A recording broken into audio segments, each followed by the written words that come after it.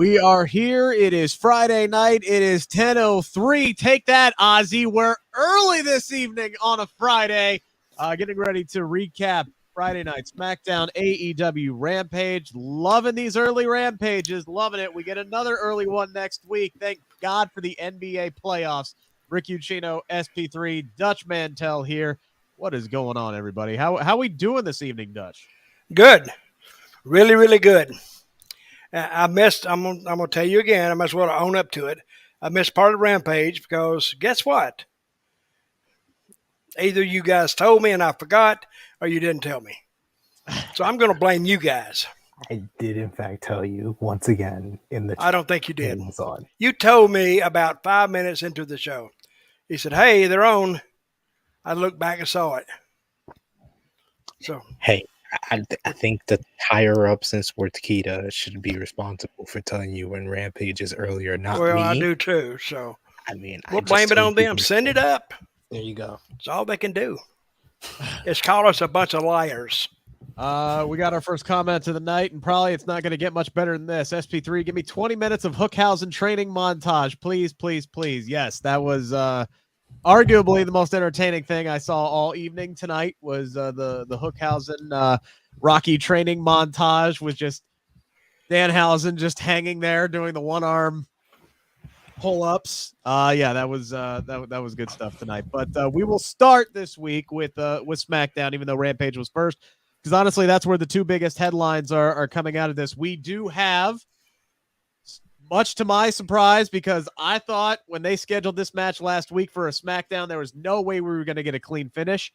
We didn't get a clean finish, but we have new undisputed tag team champions in the Usos. But we're not going to start there. We're going to start with Sasha Banks and Naomi. That has been the big story throughout the week after they walked out on Raw this past Monday, reportedly over creative differences. And we found out the ramifications tonight. They have been suspended indefinitely. They have been stripped of the women's tag team titles. And WWE says they will crown new women's tag team championships with a tournament in the future. I can only guess between now and that future, they will actually put together some women's tag teams to fill out a bracket, because currently they can't do that unless it's a bracket of two. Because they have two women's tag teams right now. But Dutch, you've been you heard about what happened on Monday. I did. The punishment that went down this week. Everybody's heard Sid and mine's thoughts on this throughout the week on a number of different platforms. What are your thoughts on what happened this week and the punishment that was laid down tonight? Well, I didn't expect to hear much about it tonight. I don't know why. So when they started to announce it, I went, oh, man, they are going to address this, which, thinking back, they got to address it somehow. So, and I don't know what happened. I think, as in the case of a lot of people in the wrestling profession, they overstate their importance to the overall product. And I don't know if it was Sasha getting into Naomi's ear, which is what I assume happened. But to get both of them to walk into Laurinaitis' office and lay it down and say, we'll see you later. Highly, highly unprofessional. And it's been, I don't think I've ever heard of anything like this, especially with the women. I've heard of guys doing it because they're more hot-headed. But for them to go in there and do that, and I can't figure out that what would incense them or get them so wound up that they would go and do something like that. It's just, I can't envision that. But I figure one is in the other's ear, and they're going back and forth and back and forth. And I think Sasha probably won, and Naomi walked in there with her, and they walked out. So being suspended, I think it should be suspended without pay if that could happen. I don't know if they can do that. That may be a legal issue, but they didn't fulfill their contract. So they may have some kind of default on that. I don't know. I just hate it happen because I think these girls are making great money, big money. And to walk out on that, listen, there's only one other place for them to go, and I don't know if they're going to offer the money that they're making there. So that's my thoughts on it. Well, that's what Sam is asking here. Our first super chat of the night. We appreciate you guys. If you want to guarantee that you get your comment in, you can send in a super chat here to us. He says, "Hey everyone, will Sasha Banks go to AEW after her WWE contract is over this year? I know there was a report that her contract could be up soon. Naomi's as well. Don't know that 100% for sure." And I do believe it was Will Washington of Grapsity who said that Sasha was looking at possibly AEW as an option back in 2019. So I guess that would be an option. Obviously, it would be on the table, and AEW would love to have her, I believe. I think she's got a number of things on the table, Sasha Banks does, which is why I think she felt comfortable enough going in there on Monday and kind of laying it down. And if you look at the reports, if you haven't read the reports, a lot of this stem from creative issues surrounding the women's tag team division or lack thereof, and focus on those titles towards the future. And this was not a one-night thing. All right, this was not them saying, no, we don't want to do this one thing. With Naomi supposedly supposed to come in there and win that six-pack challenge to lose to Bianca at Hell in a Cell, Sasha then would reportedly lose to Ronda Rousey at Hell in a Cell as well. It wasn't just that. It was a bubbling up of, you promised us that, we could focus on the tag team titles and put these on a platform, and now you're telling you're going to shove us off so we can get beat by the main champions. And how does that, elevate the women's tag team titles? And that was the issue reportedly, and they felt strongly enough about it, and that their creative was that bad surrounding the women's tag team titles, something that was important. We know to Sasha, she's one of the ones that pushed for those titles to be in existence in the first place, and they felt strongly enough and confident enough in their position to walk out on Monday. And Sid, this is something that you and I have talked about. Kind of the general consensus here is, there is no lie. The women's tag team titles bluntly have been booked terribly. The booking of the women's tag team titles sucks. There's no argument around that. Like I just said, they want to do a tournament to crown new women's tag team champions. They don't have enough damn teams to do a tournament right now. So their rationale justified. I understand it. Terrible creative. They don't agree with what was going on. They decided to do that. We also are in agreement that walking out after the show started, probably not the best way to go about it. It was a little bit unprofessional. Probably a lot of bit unprofessional. You had to expect that disciplinary action was coming and, was bluntly warranted in some way, shape, or form. Your reaction to what it was and how everything transpired tonight. I've said it a few times already this week that it's a very nuanced conversation, and usually in these type of situation with creative disputes, I would side with the performers, but I definitely understand where Dutch is coming from and where WWE is coming from. They walked out when I've said this a few times already this week. The right move would have been do what Vince wanted them to do and then walk out. Do the match where you were supposed to win, because then you have more leverage in this whole situation. If you now, Sid, why do you see that and they didn't? Because it's emotion and the heat of the moment, and that's also the same reason why Vince handled this situation different than he usually does, and I think they handled it poorly on Monday with the line said by Corey Graves given to him by Vince McMahon, the statement that they usually don't do. They usually will kayfabe it. Dutch, you work with the company. If somebody walks out, they will usually kayfabe it, and Vince will at least give it a day to sleep on it before he responds. If we didn't get the statement on Monday and we just got the response that we got from Michael Cole tonight, I would be 100% in WWE's favor in this. But that's why I keep saying throughout this week, I'm sort of in the middle, because I see both sides of the perspective, because we say here every week, from WWE. We just want stuff to make sense, and a lot of times they don't make sense. So it is kind of, refreshing to hear that the superstars kind of feel the same way, and that's how Sasha Banks and Naomi felt.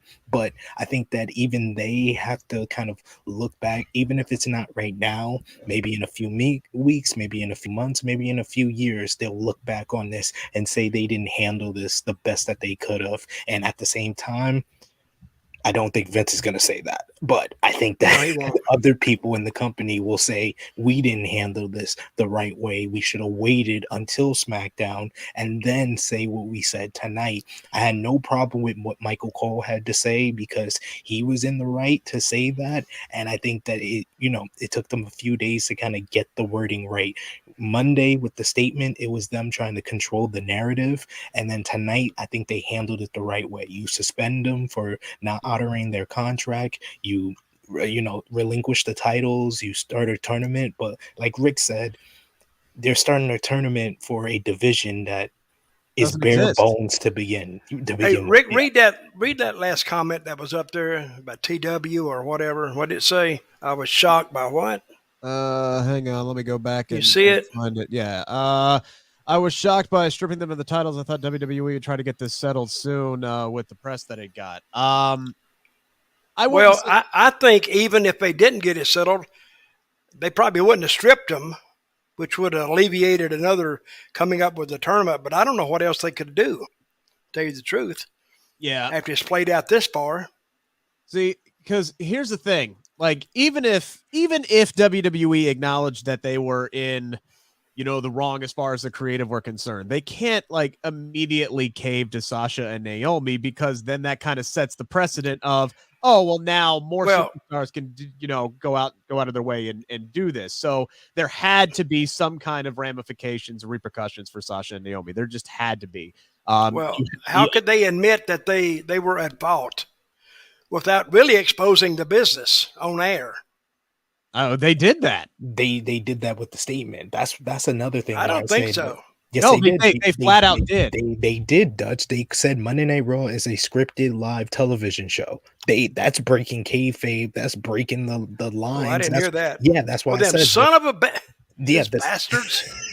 That's why I said. Hell, you mean this stuff is worked out beforehand? Well, if you didn't know, okay, just told you, You see this, guys? That's my cigarettes. I'm leaving it with you. I'm gone. Hey, now Dutch is pulling aside. No, I've rethought it. I can't leave you guys like this. I'm sorry. But yeah, so they literally put out that statement that said, yeah, this is scripted television. They didn't fulfill their contracts. You had to ship with a blah, blah. I did think they handled it a little bit better tonight. I think Michael Cole, and obviously I think he was kind of fed this line, the disappointed, the millions of fans and this, that, and the other thing. I don't know if fans were disappointed that we didn't get to see Sasha and Naomi in a match that they had no business being in the first damn place, because they're SmackDown superstars and shouldn't have been in a Raw Women's Championship qualifying match.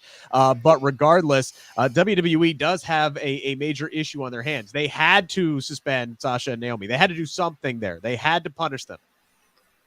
Guys, that women's division on SmackDown now is thin. I mean, thin as thin. You have Ronda, Raquel, Aaliyah, Shotzi, Zaya, Aaliyah, Shayna. Well, that's some good backup. That's it. That's what you got. Hey, Vince, don't worry. We got Aaliyah. There is talent there, but they haven't booked anybody underneath Ronda as a major star. So this does leave a massive hole in the women's division. You guys Sid liked that one. You might laugh. The puppy so much. Dutch. We could end up with more Aaliyah, guys. Aaliyah could be getting more TV time right now. From here on out, we could be seeing more Aaliyah. They got Aaliyah. Don't worry about it, boys. We got it. Don't worry about it. We got it wrapped up. Let them all walk out. We got Aaliyah. Christopher Ryan Cooper asking, where is Io Shirai? I do believe Io is hurt right now. She's working her way back. That might be the solution. They may just bring up more people from NXT. To be completely honest with you, they could bring up. I mean, I think Toxic Attraction fills a lot of holes if you brought them up to SmackDown. I mean, I know there's some people who aren't the biggest fans of them. Faces, though. If you They do. lose Sasha Banks and Naomi, you gotta have baby faces. So Io Shirai would fill a hole. Alba Fire. I mean, they're not positioning her for a shot at the NXT Women's Championship. So Alba Fire would be a good replacement. They need baby faces and people that can work. So Io Shirai and Alba Fire is good replacements. They have so much stories surrounding Toxic Attraction on 2.0 that they can't move them up at this point. Exactly. I agree with Sid. Shayna Baszler and Ronda Rousey should be the match for the next few months. Look, the history is there. We've talked about the history is there between Ronda and Shayna and Ronda and Natalya. I don't know if WWE wants to go there. And honestly, they may be picking up the phone right now and calling on Charlotte and saying, hey, can you come back a little earlier than what we had originally planned out? Because that's the plan. They're kicking Ronda down the road. They're kicking this can down the road until Charlotte comes back. So that's Ronda's next big thing. And the question is, what do you do to fill out the rest of the women's division? Obviously, they're building up something special for Raquel. She squashed the hell out of Shotzi tonight. Excuse me. Great to see Shotzi back on TV, but I mean, I don't see them having major plans for her. Do either of you guys? Does anybody else? Does anybody on this current roster? Talented Aaliyah's got it, buddy. The poor girl alone. She did that interview tonight with Shotzi. It was great. Let's just level the playing field, talent regardless. Throw everything aside. Do you guys see them taking anybody on this current roster outside of Ronda and Raquel and elevating them? I mean, they should. Natalya and Shayna Baszler, they have built-in stories with Ronda Rousey. We said this last week that's the smartest move that they can play, because Charlotte Flair is not going to be back till the earliest SummerSlam. So you got 2 pay-per-views to get through. You do Ronda and Natalya. That doesn't need a long build-up. You can set that up like next week, and that can be your match at Hell in a Cell. Then that can lead into Ronda and Shayna Baszler. But at the same time, by doing that, because those are your best 2 options for Ronda for the SmackDown Women's Championship, you are once again taking away a tag team, and they just promised us a tag team tournament. So it's like they are in the biggest conundrum possible. Here's the thing. They said that the women's tag team tournament was going to be in the future. They didn't say when in the future. It could be 2023 before we get this damn women's tag team title tournament. Or it's going to be one of these things where 4 months down the line, we're going to be asking, where's that tournament? And WWE is going to go, what tournament? We don't know what you're talking about. We didn't promise anything whatsoever. What women's tag team titles? Those never, ever, ever existed whatsoever. I don't know. Yeah, just deny it. Just deny saying it. Yeah, and say we don't got it. Yep. A lot of people in the chat asking about Lacey Evans. They moved Lacey Evans over to Raw, and that's the other solution, man. I mean, Sonya Deville technically doesn't have a brand. You could move her over to SmackDown, but again, you need baby faces, as Sid said. So I don't know if it's isn't Lucy a baby face right now? Or no? We don't know. It's up in the air. She could be a baby face. I think a smart play would be, if she's healthy, to bring Bayley back and make her a baby face. I think that's the only star power that you can bring in that even comes close to matching, especially Sasha Banks. So we'll see what happens. But so do we have that solved yet? I don't know if anything's solved yet. It's going to be interesting if and when Sasha and Naomi come back, if they come back, and what happens. Okay, who is Naomi? Who's her husband? Jimmy Uso. Who is it? Which one? Jimmy Uso. Jimmy. Uso with the longer hair. The one with the longer hair, Dutch. But she's in the bloodline, so she may be internally protected. I'm just saying that. Yeah, and I think Dave Meltzer even kind of reported or speculated on that if like somebody like Roman Reigns got behind Sasha and Naomi, that would have gone, a long way toward keeping them around. And again, obviously WWE sees something in them, whether it's keeping them away from the competition or they see value in them, because if they didn't give a damn about Sasha or Naomi, they would have just fired them. They would have just let them go, given their walking papers, and called it a day. Well, they can't do that right now. They want to keep them around for some reason. I don't know what it is. Allison, I'm not sure, what you're talking about with Ric Flair and his health concerns. He's actually going to be wrestling a match. In July. Yeah, he is wrestling one final match in July at age 73. We do. Who's his opponent? They haven't said. Steamboat turned him down. So he had to turn him down. Hell, you might drop dead. It's gonna. What if both of them got in a match? Both of them drop dead. It's gonna be Ric Flair and FTR versus the Rock and Roll Express. It's a 6-man and a mystery partner. Yeah. Yeah. Okay. So we don't know yet. It could be the same mystery partner could be Jake the Snake. It could be the same mystery partner that Xavier Woods is bringing in next week. 6-man tag. Sid, I know you're ecstatic that this feud is finally ending between the New Day and the Fight Night, or whatever the hell they called him new tonight. I don't know. I forget. I feel like they have just been waiting to see how long Big E was going to be out. And since they know Big E is going to be out longer, they have decided, you know what, we're going to end this next week. We're going to give the New Day a different tag team partner and call it a day. I think Butch is getting over. I think we're just getting. I think we're getting used to the antics. Personally, I think we're just getting used to it. I think he's getting over. I mean, he's still Pete Dunne bell to bell, so I mean that's great. But I think that's what they want him to be. He don't quit. He's moving all the time, so they got to respect that. I did like with Sheamus going for the high five tonight, and then Butch just smacking the ever-loving crap out of him right across the face. I did enjoy that. But that's not the match that stole the show tonight, guys. Let's talk about the main event. They built up heavily towards this. They had a really great opening segment tonight where Paul Heyman called this the biggest night in the history of tag team wrestling. And as soon as he dropped that line, I'm like, we better get a clear winner tonight. We better have unified tag team champions at the end of the night. They're showing promo packages, all of this, and every single time they're building this up even more and more and more and putting more effort behind this match, making it feel bigger and bigger and bigger. I kept holding my breath going, we better get a clear damn winner tonight. We did. It wasn't a clean finish. They definitely protected RK Bro, but Roman Reigns did get involved. Usos win the matchup. Dutch, off air, you said this was one of the best matches on SmackDown they've done in a long time. Clearly, you liked everything you saw out of this tag team title match tonight. No, they worked their asses off. They had good psychology. They built to it well. They understood the importance of it.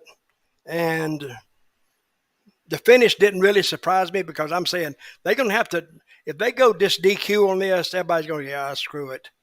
But I'm glad they had a winner. And I think it helps everybody. It even helps Orton and the kid by losing. So, and they showed some pictures in the crowd. People were legitimately upset. Kids were crying. Yeah, they found two or three kids that were crying, and they were like grown ass adults who were like, "Oh my god, they just put Riddle through a table." Like you could just see. Hey, what happened? What happened to early when they had when the referee did this? What happened there? Did he really get hurt or no? Yeah, so he did.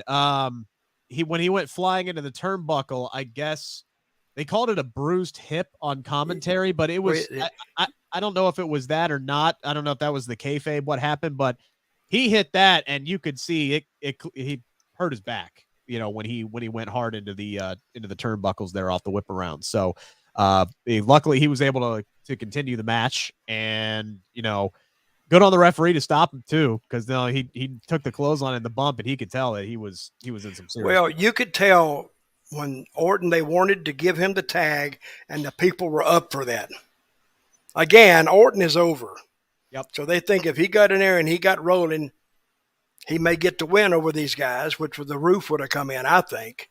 But that's one of the best matches on SmackDown I've seen since I've been watching it.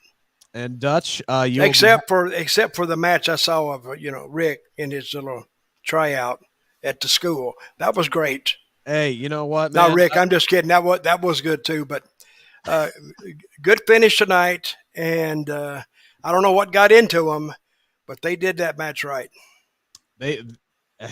This was a showcase for tag team wrestling tonight, Sid. They actually delivered, which is something that WWE does not tend to try to do very often, but they crushed this one tonight. I mean, I could tell they were going to give us a finish by the way they were hyping it. They wouldn't have done the opening promo, the video packages for RK Bro, the Usos. If they would have just done the opening promo and that went right into the tag team title match, then I would have been like, okay, we're obviously not going to get a finish here. But because they built it up throughout the night, I knew we were going to get a finish, and I knew it would likely, because of the opening promo, be because of Roman Reigns, because I called it with you guys last week. We saw the reports this week from Wrestling Observer newsletter. It seems like they are positioning RK Bro to be the next challengers for Roman Reigns. First with Riddle being cost here. You saying Riddle to be the next challenger? Riddle's going to get the shot at Money in the Bank. And then where does it go? And then where does it go then? And then Orton's getting the shot at SummerSlam. As Derek says right here, Randy Orton, Roman Reigns at SummerSlam. Yeah. Yep. It seems like that's the best move. Even with Roman Reigns costing them the matchup, I wouldn't have pinned either one of Riddle or Orton. I mean, if they are going to get a shot at the titles, I mean, I don't know if they should be getting pinned on TV, but at the end of the day, that's how they want to set it up. It was okay. Yeah. I think it helped everybody. They had to give us. It helped the referee. Yeah. Now that referee is over. They had to give us a finish, and this was a great main event matchup. I really enjoyed it. I'm agreeing with Sid, Rick. I'm agreeing with Sid. What Sid said. These two teams work really well with each other. The Usos were on their game. Riddle taking the heat, building up to Orton coming in for the hot tag. Orton hitting the RKO was a great near fall, because that could have easily been the finish right there and there. And then, the finish with Roman Reigns getting involved. Paul Heyman, I loved him on commentary in the early portion. And then as soon as RK Bro was making their comeback, he just got silent. And then he got involved because of how important this match was, because Paul Heyman never gets involved when it comes to like Roman Reigns. So that showed you how desperate they were to get this match in, and it elevated it. In the in-ring, before everything got started, we saw Roman hug him, and you just saw Roman's face, and his face told you something is up. So you had to watch that. As a little thing, but everybody got it. Yep. Except Rick. Rick may have missed it. I don't know. Rick, did you get that? I got it. Okay. TW says poor Nakamura's never getting his title shot. I wouldn't say never. It's going to be on a SmackDown probably. He's not going to get a pay-per-view title match. Although, I mean, once we get past, if Roman Reigns is still the champion past Cardiff, which is the show that Drew McIntyre is supposed to get his title match at in the UK, if he's still champion after that, yeah, they might go to Nakamura after that. Maybe, possibly. We'll see. We did have some other headlines from this show tonight. They did it again, guys. First it was Eli Drake, then it was LA Knight, and now what's his name? Max Dupri. Max Dupri. I think they've killed him already. And he is the CEO of Maximum Male Models. MMM. Yeah. M&M's. Triple M. Triple M, yeah. That'll be called Triple M's by the by next week. Look, I like LA Knight. I think he can make anything work. And I actually didn't hate his exchange with Adam Pearce. I actually thought a lot of that was really, really good. I just don't understand what was wrong. I mean, LA Knight was a pretty generic name when he came over into NXT, but we had time to grow into it. We had time to to get to know the guy, and he was massively over as a babyface in NXT, and we all adored LA Knight. Yeah, our RIP to the yeah. We were all excited about him coming up. Sid and I, we've talked about him being a guy that could be a top-level babyface, kind of help fill that role on SmackDown, and they decided to make him a heel. And now they have changed his name for the third time in WWE and just made us forget that LA Knight even freaking existed, because this is obviously not the same person. This is not the same. This isn't LA Knight. This is Max Dupri here on SmackDown.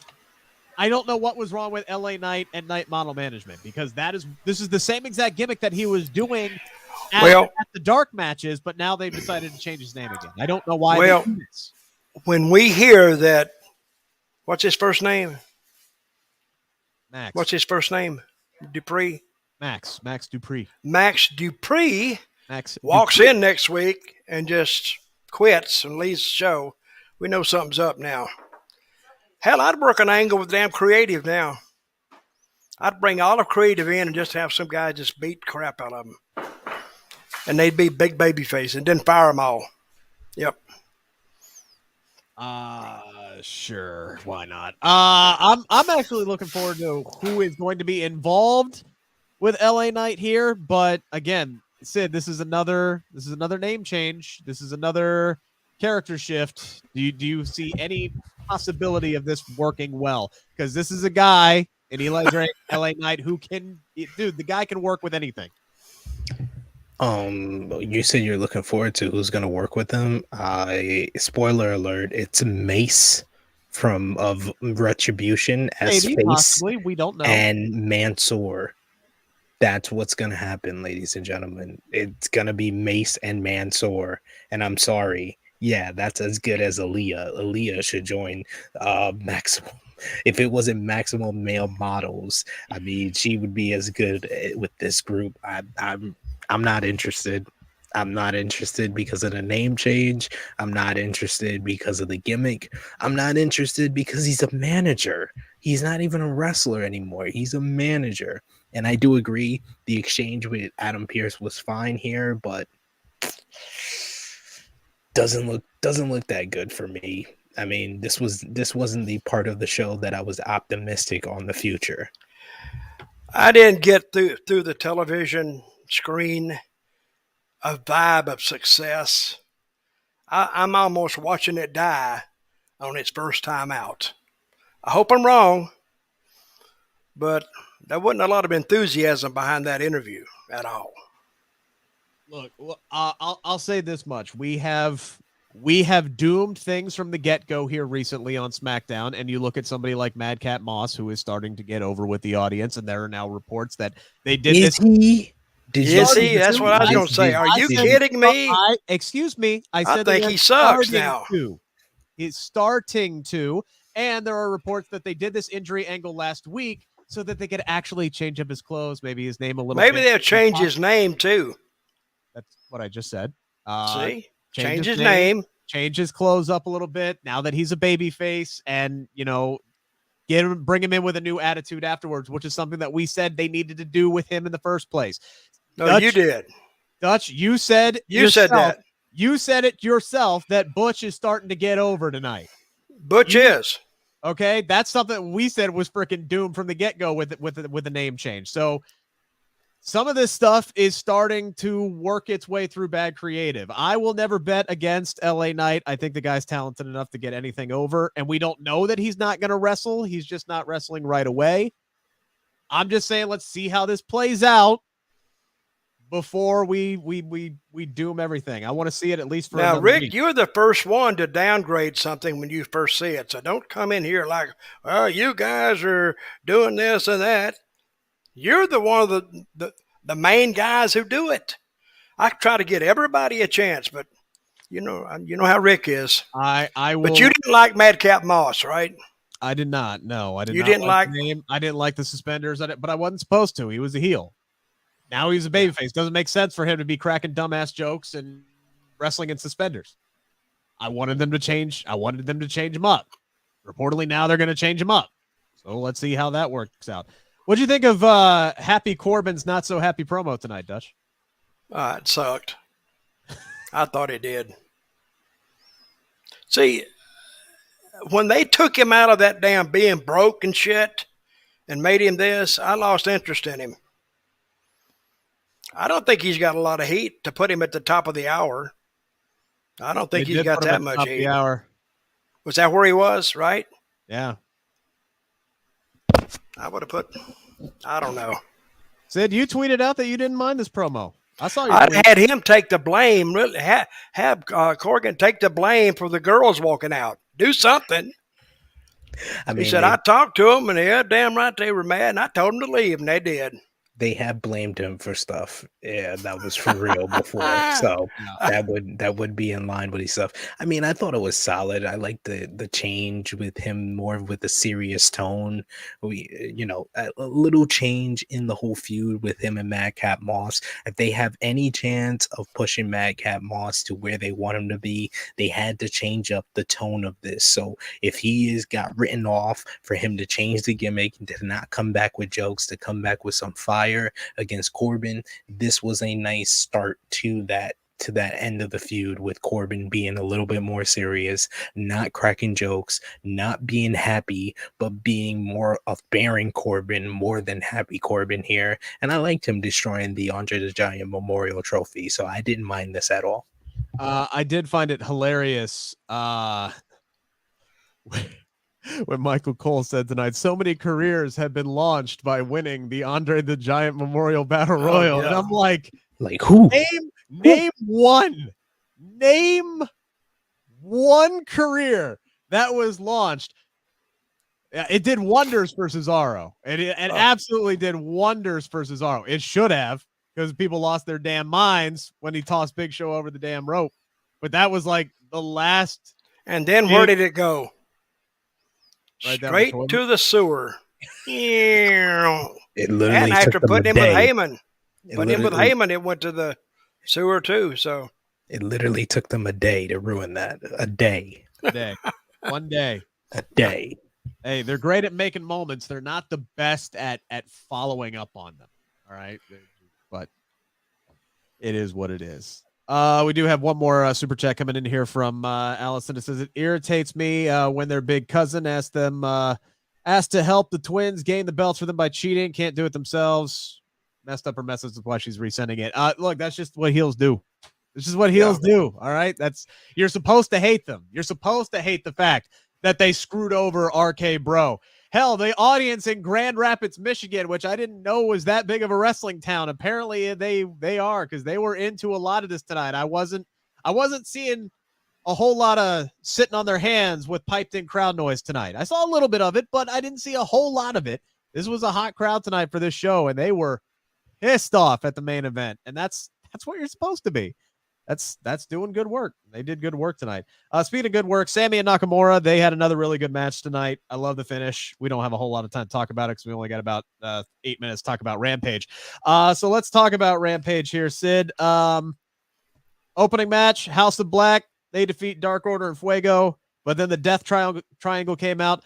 They set up a lot of matches for Double or Nothing, and holy crap, this card is getting more and more stacked by the second. We're getting House of Black. We're getting Death Triangle. That's been made official. What else are we getting? We are getting, I wrote them all down here somewhere. The Young Bucks versus the Hardys. Elite versus Delete. Yes. We're getting Jade Cargill versus Anna Jay for the TBS Championship. Yep. Blackpool Combat Club versus Jericho Appreciation Society in Anarchy in the Arena. Yeah. I mean, this card is ridiculous. It's like 10 matches on the main card, 1 match for the buy-in. It's a crazy stat card, and I'm not sure what match I'm looking forward to the most, because there's a couple of different matches that I can't wait to see. I can't wait to see CM Punk versus Hangman Adam Page. Can't wait to see Thunder Rosa versus Serena Deeb, MJF versus Wardlow, the Owen Hart Cup, men's and women's finals. So, yeah, I mean, I'm happy with this card. It's ridiculously stacked, and that Las Vegas crowd is going to be so hyped. And I can't wait for Hookhausen. That training sequence was fantastic. Honestly, like, I can't believe I'm saying this. I think the match I'm most excited for is Hookhausen, the buy-in, the pre-show match. Like, that's the one I think I'm most excited to see, because I want to see those two and how they're going to work together.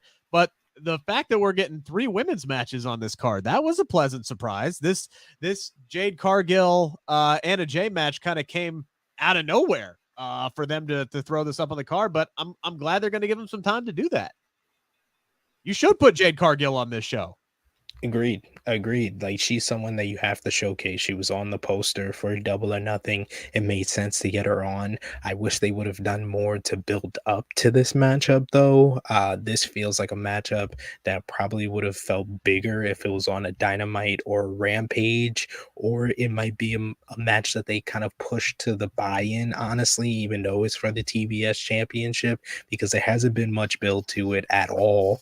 I thought they were going to go with Chris Statlander versus Jade Cargill. I thought the baddies would cost Chris Statlander this matchup against Red Velvet, but that match was surprisingly, I would say, probably outside of the main event, my favorite match on this night. Red Velvet and Chris Statlander worked really well with each other. Just a mixture of Chris Statlander's power, that one arm gorilla press that she did, and then the chaos theory where Red Velvet sold that German suplex like death. Just great stuff between those two ladies. So I really enjoyed that match. This women's Owen Hart, it's been so well booked, and it's been, honestly, it's one of these tournaments where it's like I really, they can't go wrong with who they put over in any of these situations. I loved Toni Storm's promo tonight, by the way, on Britt Baker, where she literally just shut the good doctor up. I love that line about there better not be any freaking shenanigans, hijinks. I don't want to see Rebel involved, none of that crap, or I'm going to rearrange your teeth and become your DMD. I loved that line. I loved how they're booking this tournament. Although it almost made me feel like that should have been the finals, is Britt Baker and Toni Storm. But then Ruby Soho has been worked in here, and I kind of get the feeling that she's winning this thing. And I think maybe she's winning it because it felt like, and maybe Dutch, you can back me up on this one, it kind of felt like they were kind of building toward her and Jade Cargill in a TNT title match, or excuse me, TBS title match at some point down the line there, with how they set everything up tonight. Well, in listening to you two describe it, I mean, I think they got all these people over. I don't really know how, because very few of them followed successive weeks on TV, correct or no? That's the way they book it. But they keep their talent fresh because of not like SmackDown. SmackDown, when you see the guys come out, I've said it 15 times already, you can almost guess the segment they're going to be in. But it sounds a great card. I am looking forward to Hangman and CM Punk. Hey, this week he got a lot of press of wearing that T-shirt out. A lot of press on that. So I said, Dutch, him wearing a pro-abortion shirt in Texas and getting cheered more than the drunk cowboy is one of CM Punk's greatest accomplishments of his career. In Texas. You ain't wrong. You ain't wrong. So you got to watch mixing politics in with that, because maybe not this one, but it can backfire on you. Oh, I don't think Punk gives a flying rat's ass. No, he don't go. Well, I'm not saying that. Yeah. I'm saying that not backfire on him may backfire, but it probably won't, because wrestling fans, they're different anyway. So we did get a little bit of a pleasant surprise on the show with Big Damo on the show, going up against Shawn Spears, aka Killian Dane, for those who maybe didn't recognize him with the clean, smooth shave up top there tonight. Little short than what I was expecting, but they jammed so much into these shows. There was really, we had 4 or 5 promo segments tonight. We had 3 or 4 matches they mixed in. And I see people online complaining about them cutting entrances at the start of the show. I'm like, guys, you got to cut something. You got to cut something off this. I wish SmackDown would cut their entrances off. Poor Drew Gulak. Poor Drew It's Gulak. a show of entrances. Poor Drew Gulak didn't get an entrance tonight, and then he got murdered by Gunther. We didn't talk about that, but nice to see Damo there. But again, this is setting up Shawn Spears. He beats another giant with the C4, and poor Shawn Spears, I think he's going to get obliterated on Wednesday. I think this is going to be the version of the lashing all over again, with Wardlow just blowing Shawn Spears out of the water within 30 seconds on Wednesday, which is just going to the giant killer, the kryptonite, all that stuff. It's another middle finger from Wardlow coming on Wednesday. I think that's what this entire buildup has been. Yeah, Wardlow's going to destroy Shawn Spears. I think the only way Shawn Spears is going to stay competitive in this matchup is thanks to MJF as the special guest referee. I think that's the only way this will be a close matchup, but Wardlow's going to dominate and, get his way to the Double or Nothing match with MJF, and they've had arguably the best build-up heading into Double or Nothing. So I'm really looking forward to a lot of these matches on the card. I like the little Young Bucks promo to hype up them and the Hardys, because I thought that would be a multi-person matchup with Sting and Darby. This card is so stacked that FTR and Darby Allin are not on this Double or Nothing card. Like, 3 of their biggest stars and 3 of their best performers are not going to be on this card, but at least we get FTR versus Roppongi Vice for the ROH World Tag Team titles on Dynamite. Yeah, so that's coming up this Thursday, and then our main event tonight was pretty good. Never going to argue against seeing the Black. I did see the main event. I thought it was great. Yeah, that was a great kid. What's his name? Dante Martin. Dante Martin. He's unbelievable, and he puts it in the right spots. I mean, you see a lot of guys can do moves, but sometimes they do a move just for the sake of doing a move. He does a move, but there's a purpose for it. It makes sense. Yeah. How is this kid? Not that old. It's 22, I believe. Well, he's got a huge career if he doesn't get hurt. But I was watching that match. I went, damn. If WWE sees it, they got to go after him. They probably kill him after they got him. But that guy's got a lot of talent. I don't even think he's pulled out all of his talent yet. If he went to WWE, they'd probably rename him something like Spunk McCheese. Yeah, like Bunk Pole or something. I don't know. They call him something. I just really enjoy how the Blackpool Combat Club, they're able to look so dominant as a team, whether it's in 6-man or tag team matches, but they always seem to get over their opponents in some way. This was similar how they put over Dante Martin in this matchup, like how they put over Wheeler Yuta before he joined the Blackpool Combat Club. I loved Dante like kicking out of the power driver by Moxley, surviving the label lock by Danielson. He even got a close near fall on Moxley with the nosedive. So, and then at the end, the Blackpool Combat Club just overwhelmed him with the elbow strikes to the head and then the elbow strikes to Matt Sydal. This was a very well worked match and a straight up finish. Yep. And that's what I think AEW's suit is. They just put people over, which I think is the best thing to do, really. Yeah, they rarely ever do DQ finishes or no contest finishes, and when they do, it means something. It means something. It hits better. It's not a massive crutch. Like, even when WWE does a DQ finish and it makes sense, it's the fact that they keep hammering it week in and week out, and you have multiple ones every single night. It's like, even when it makes sense, people are going to roll their eyes at it. There was much that was made this week about Bryan Danielson getting his foot caught in between the ramp and the ring this week. They didn't even show that on TV tonight. They made that an extra thing on social media for you to go back and rewatch that. So for those of you who are in the chat were wondering why they didn't show that, they got it in its entirety, its own little thing. Tony Khan tweeted it out on social media. You can go watch that, but apparently he is doing just fine. We do appreciate everybody who tuned in to the show. Interesting note, somebody brought it up earlier. I'm going to try and find it here real quick. I was able to verify where did it go? Somebody tweeted out that WWE, there it is, Frantic World, WWE pulled Sasha Banks and Naomi merchandise from WWE shop, and that is factual. I went on WWE shop a few minutes ago. They're done. You search Sasha Banks and Naomi, there is nothing there. Now, I wonder, that hurts everybody. That hurts WWE. So they must be really, really upset with these girls. I mean, it hurts Sasha because I don't think Naomi had a whole lot of new merchandise out recently anyway. But, yeah, I mean, Sasha's got to be one of their top sellers, I would think, for sure. Yeah. So they pulled all their stuff. That's when you know they're serious about it. When they start costing themselves money to make their point. Are they going to freeze their contracts if they just have, the former writer Kazim said on the Masked Man Show podcast that they only got like 2 months left on their contracts? Are they going to freeze their contracts due to them walking out and not working? Or are they just going to let it expire at this point and let them go and cut their ties?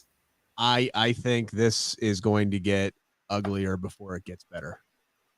I do too. The writing is the way that WWE has worded everything, the way that they have put this out on television, and then you look at all the little things like pulling stuff from WWE. This is going to get darker before it gets brighter for dang sure. We'll continue to talk about it as long as it keeps making headlines. We do appreciate you guys tuning in this week. Heck of a good night of wrestling, all things considered. And next week will be the go home show. Double or Nothing. So that should be pretty damn good for Rampage. Again, another early Rampage, Dutch. I'm telling you right now, it's another early Rampage next week. 5:30 listen, Eastern. do this. Why don't somebody text me Wednesday, then again Thursday at about 12 o'clock Friday, and I'll get it. I got to be reminded multiple times. I got CTE. I've been hit on the head a couple 100,000 times. That's fair. I'm telling you. He's shooting there. He's shooting, folks. I am. Anybody who's listened or watched this show knows that that is a factual statement. We do appreciate you guys tuning in. Did you hear that? Did you hear that, Sid? That was shade. That was crappy as hell. I'm stooging you off to read you. I am. I'm going to tell on you. I may not be here next week. We'll see. I appreciate you guys tuning in. For Sid, for Dutch, Rick Ucchino, this has been Smack Talk on the Sportskeeda Wrestling YouTube, Twitter, Facebook. Have a great weekend, everybody.